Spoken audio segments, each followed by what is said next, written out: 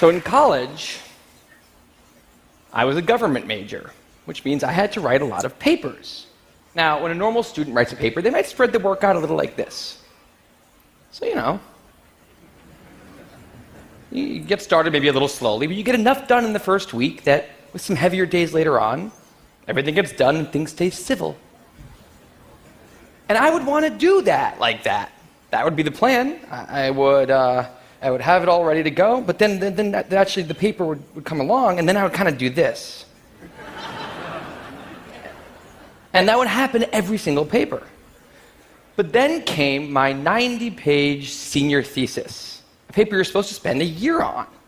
I knew for a paper like that, my normal workflow was not an option. It was way too big a project. So I planned things out, and I decided I kind of had to go something like this. This is how the year would go. So I'd start off light, and I'd bump it up in the middle months. And then at the end, I would kick it up into high gear. It's just like a little staircase. How hard could it be? Just walk up the stairs. No big deal, right? But then, funniest thing happened. Those first few months, they came and went, and I couldn't quite do stuff. So we had an awesome new revised plan. But then those middle months actually went by, and I didn't really write words. And so we were here. And then 2 months turned into 1 month, which turned into 2 weeks. And one day I woke up with 3 days until the deadline, still not having written a word. And so I did the only thing I could. I wrote 90 pages over 72 hours, pulling not one but 2 all-nighters. Humans are not supposed to pull 2 all-nighters. Sprinted across campus, dove in slow motion, and got it in just at the deadline. I thought that was the end of everything. But a week later, I get a call. And it's the school. And they say, "Is this Tim Urban?" And I say, "Yeah." And they say, "We need to talk about your thesis." And I say, "Okay." And they say, "It's the best one we've ever seen."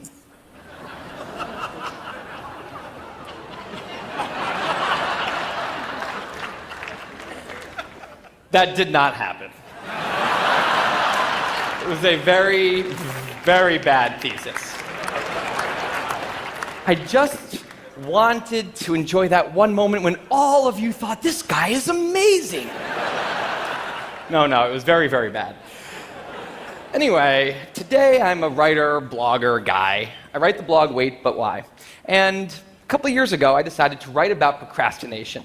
My behavior has always perplexed the non-procrastinators around me, and I wanted to explain to the non-procrastinators of the world what goes on in the heads of procrastinators and why we are the way we are. Now, I had a hypothesis that the brains of procrastinators were actually different than the brains of other people. And to test this, I found an MRI lab that actually let me scan both my brain and the brain of a proven non-procrastinator, so I could compare them, and I actually brought them here to show you today, and I want you to take a look carefully to see if you can notice a difference. And I know that if you're not a trained brain expert, it's not that obvious, but just take a look, okay? So here's the brain of a non-procrastinator. Now, here's my brain.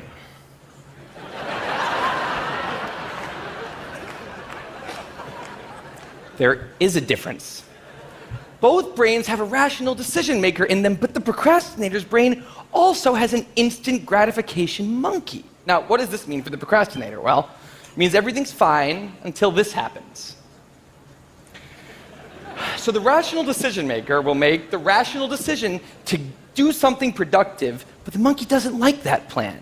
So he actually takes the wheel, and he says, "Actually, let's read the entire Wikipedia page of the Nancy Kerrigan-Tanya Harding scandal, because I just remembered that happened. Then we're going to go over to the fridge. We're going to see if there's anything new in there since 10 minutes ago. After that, we're going to go on a YouTube spiral that starts with videos of Richard Feynman talking about magnets and ends much, much later with us watching interviews with Justin Bieber's mom. All of that's going to take a while, so we're not going to really have room on the schedule for any work today. Sorry. Now, what is going on here? The instant gratification monkey does not seem like a guy you want behind the wheel. He lives entirely in the present moment. He has no memory of the past, no knowledge of the future, and he only cares about two things: easy and fun. Now, in the animal world, that works fine. If you're a dog and you spend your whole life doing nothing other than easy and fun things, you're a huge success.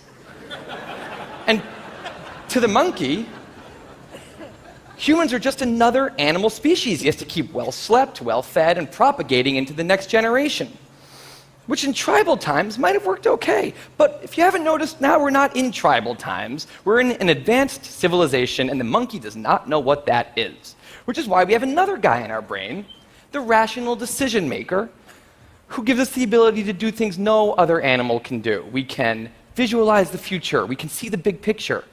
We can make long-term plans. And he wants to take all of that into account, and he wants to just have us do whatever makes sense to be doing right now. Now, sometimes it makes sense to be doing things that are easy and fun, like when you're having dinner or going to bed or enjoying well-earned leisure time. That's why there's an overlap. Sometimes they agree. But other times, it makes much more sense to be doing things that are harder and less pleasant for the sake of the big picture, and that's when we have a conflict. And for the procrastinator, that conflict tends to end a certain way every time, leaving him spending a lot of time in this orange zone, an easy and fun place that's entirely out of the make sense circle. I call it the dark playground. Now, the dark playground is a place that all of you procrastinators out there know very well.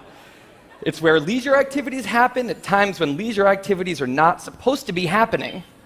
The fun you have in the dark playground isn't actually fun because it's completely unearned, and the air is filled with guilt, dread, anxiety, self-hatred, all those good procrastinator feelings. And the question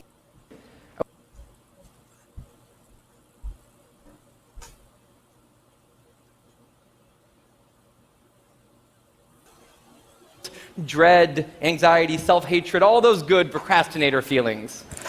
And the question is, in this situation, with the monkey behind the wheel, how does the procrastinator ever get himself over here to this blue zone, a less pleasant place, but where really important things happen? Well, turns out that the procrastinator has a guardian angel, someone who's always looking down on him and watching over him in his darkest moments, someone called the panic monster.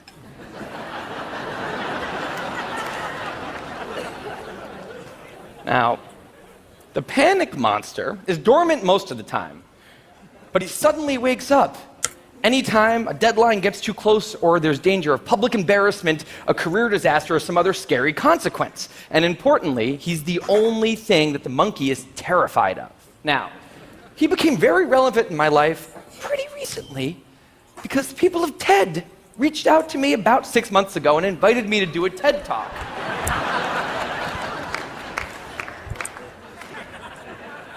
Now, of course, I said yes. It's always been a dream of mine to have done a TED Talk in the past.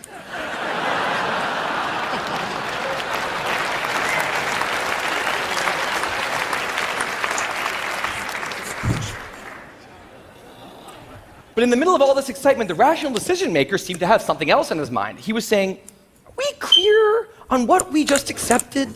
Do we get what's going to be now happening one day in the future? We need to sit down and work on this right now.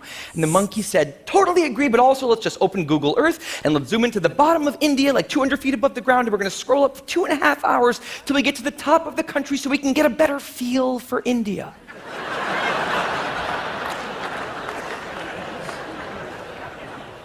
So that's what we did that day. As 6 months turned into 4, and then 2, and then 1, the people of TED decided to release the speakers. And I opened up the website, and there was my face staring right back at me, and guess who woke up? So the panic monster starts losing his mind, and a few seconds later, the whole system's in mayhem.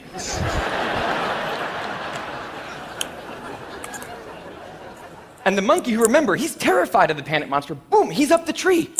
And finally, the rational decision maker can take the wheel and I can start working on the talk. Now, the panic monster explains all kinds of pretty insane procrastinating behavior, like how someone